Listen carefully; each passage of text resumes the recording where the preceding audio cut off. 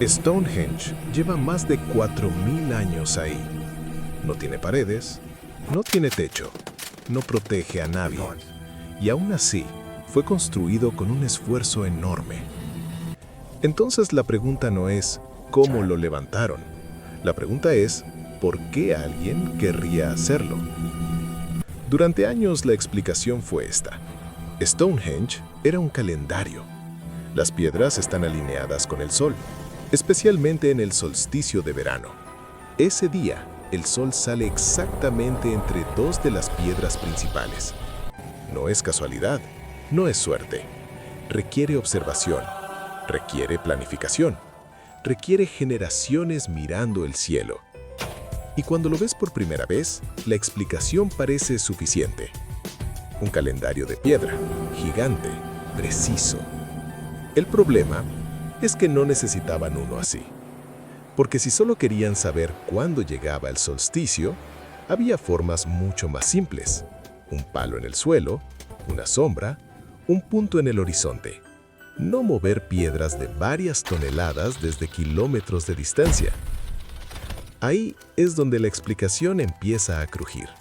Stonehenge sí marca el solsticio, pero marcar una fecha no explica el esfuerzo. Así que tal vez el calendario no era el objetivo. Tal vez era solo la excusa. Aquí es donde la historia se vuelve incómoda, porque no estamos hablando de piedras pequeñas. Algunas pesan más de 25 toneladas. Y no estaban ahí.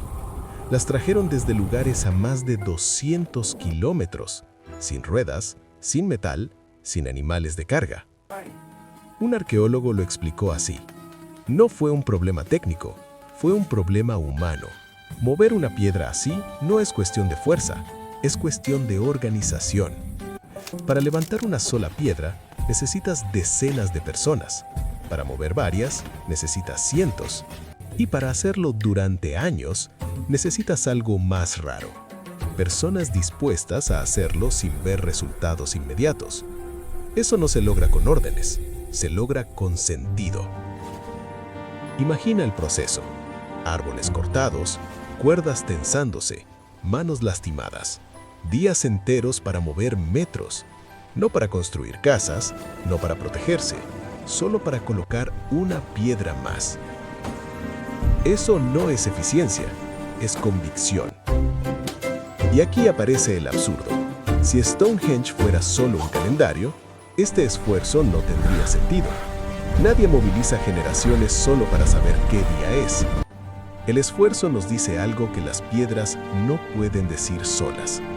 Stonehenge no se construyó porque fuera útil, se construyó porque era importante. Y cuando algo es lo suficientemente importante, la pregunta deja de ser cómo, empieza a ser ¿para quién? Imagina esto, no como arqueólogo, no como historiador, como persona, año tras año, en el mismo punto del calendario. Personas caminando durante días, familias completas, tribus distintas, todas hacia el mismo lugar. No había ciudades, no había carreteras, y aún así, llegaban. Stonehenge no estaba vacío. Durante los solsticios, Stonehenge reunía a cientos, tal vez miles de personas, no solo para mirar el sol, para verse entre ellos, compartir comida, intercambiar historias, formar alianzas, resolver conflictos. En un mundo disperso, eso era poder. Porque cuando miras Stonehenge así, deja de parecer un observatorio, empieza a parecer una plaza, un punto fijo en un mundo que se movía. Algunos arqueólogos creen que Stonehenge funcionaba como un ritual de cohesión, no para adorar al sol, sino para recordar algo más importante, que pertenecían a algo más grande que su aldea. Stonehenge no medía el tiempo, medía pertenencia. Y aquí está lo interesante. Si el objetivo era reunirse, entonces el alineamiento con el sol no era el fin, era el pretexto. Porque nada reúne más a las personas que un momento que todos comparten. Y Stonehenge no marcaba días, marcaba momentos. Si juntas todas las piezas, el calendario, El esfuerzo absurdo. La reunión. La historia cambia. Stonehenge no fue construido para mirar el cielo. Fue construido para mirar a otros humanos. El solsticio no era el objetivo. Era el momento.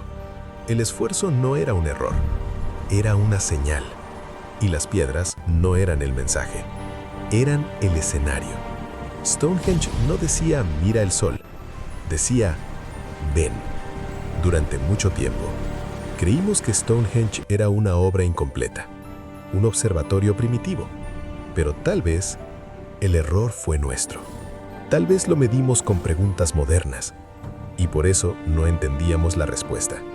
Stonehenge no organizaba el tiempo, organizaba a las personas. ¿Recuerdas la pregunta del inicio? ¿Para qué servía Stonehenge? No para saber cuándo llegaba el sol, sino para saber quiénes éramos cuando llegaba.